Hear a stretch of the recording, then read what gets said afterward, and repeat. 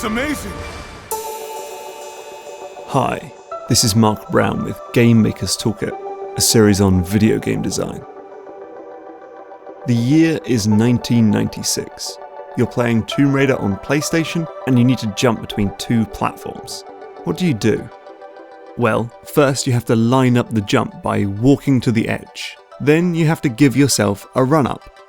You then sprint to the edge of the platform and hold the jump button, knowing that Lara will leap after exactly 2 more steps. Then, in mid-air, you have to hold a different button to reach out and grab the other platform.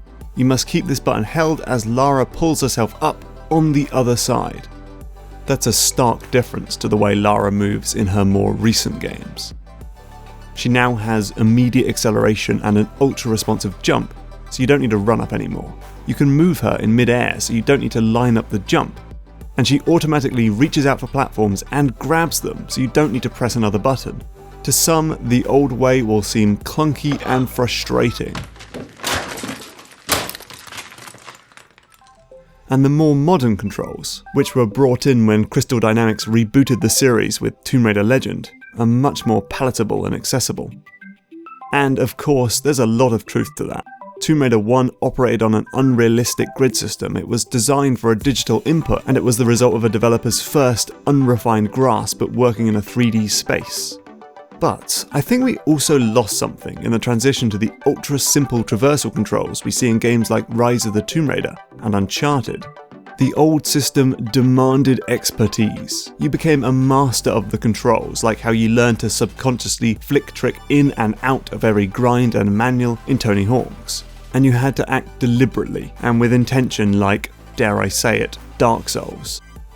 And in Tomb Raider, a leap across a giant chasm is almost as terrifying and rewarding as it would be in real life.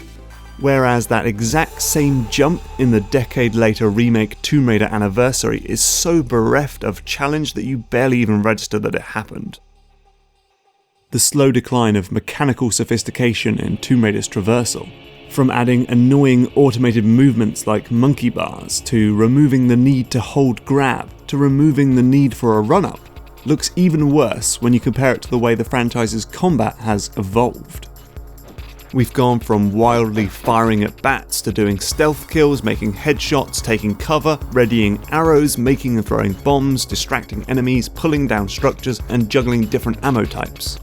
These mechanics make combat in Tomb Raider dynamic and interesting. You have to consider your options and figure out which strategy to use on which enemy. You can improve your abilities both through upgrades and just practice. You need dexterity and to remember complicated control schemes, and it's rewarding when you successfully kill a bunch of baddies.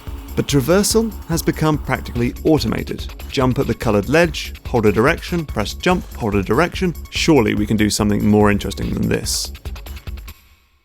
Thankfully, we can, and a number of smaller games show us that movement can still be as deep and involving as, like, murdering a dude. Perhaps the most obvious example is first-person parkour game Mirror's Edge. This game is all about movement, and you have so much control over the way protagonist Faith moves through the world. She has acceleration on her run, so she can jump further after she has built up speed.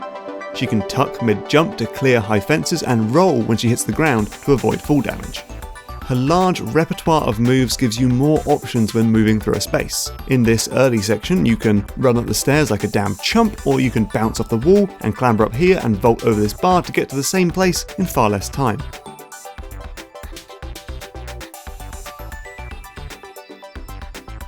For the most part, the Assassin's Creed games heavily automate movement.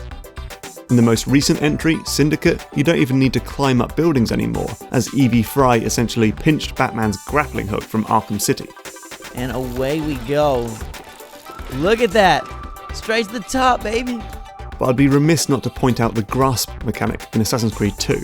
While in mid-air, Ezio can reach an arm out mid-jump to snatch at nearby ledges and ropes to avoid a nasty drop or to take an alternative route.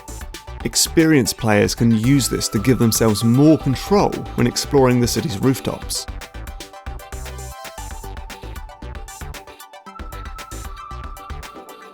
Ubisoft's experimental game Grow Home has got this great climbing system where the 2 triggers are used to grab with your 2 robot hands, and you must do that carefully and rhythmically to climb up these massive plants.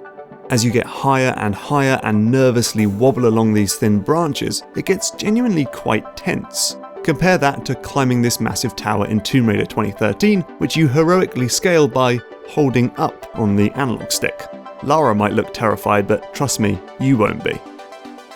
One of the reasons Grow Home works is because Hero BUD is animated in real time instead of using pre-canned animations, and that's the secret behind the mad flash game GURP too. Because this game is all about building momentum as you tense your muscles to lunge yourself towards the next handhold, the shirtless ginger climber must be able to bend and flex in all sorts of directions. The game also benefits from an absurd control scheme where you have to hold various letters on the keyboard to climb. Developer Bennett Foddy told Wired that he intentionally made players grip the keyboard just like you would cling to the cliff, and says his games tap into a kind of neurological magic which makes you feel like you are the character, rather than just controlling a little guy on the screen. You can go even further than that with the genuinely quite brilliant and utterly exhausting Rock and Roll Climber for WiiWare, which has you gripping and releasing different buttons on the remote and nunchuck, and then physically reaching out to scale a cliff. And once at the top, you play some air guitar, obviously. If you don't want to go quite so literal in your climbing metaphor, perhaps look to a different Ubisoft game, I Am Alive, where your character has a stamina meter that depletes when you climb up buildings. You expend more if you jump while climbing, and if you use up the whole meter, you go into a tense, last-ditch scramble that leaves a lasting impact on your stamina bar. This, like the grip meter in Shadow of the Colossus, makes you think more carefully about how you'll approach climbing in the game.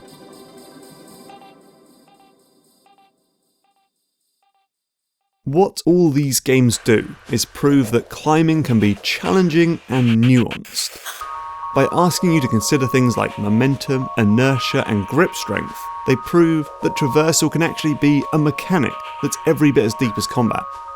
They also give you options. Where the route for a room in Rise of the Tomb Raider is often linear and prescribed, these games ask you whether you want to take the slow and easy route or the fast and dangerous one, and provide a tangible sense of reward when you pull off the tricky combination of moves and perfectly timed button presses that the hard road requires.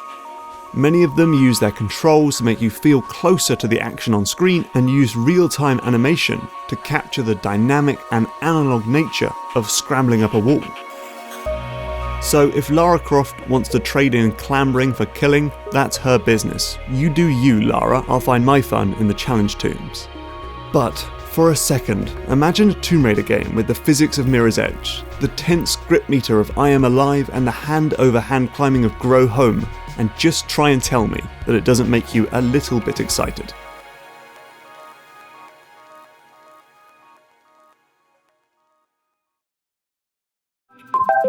Thanks for watching.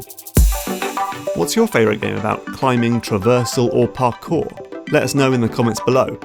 Also, please like the episode, subscribe on YouTube, and consider contributing through Patreon.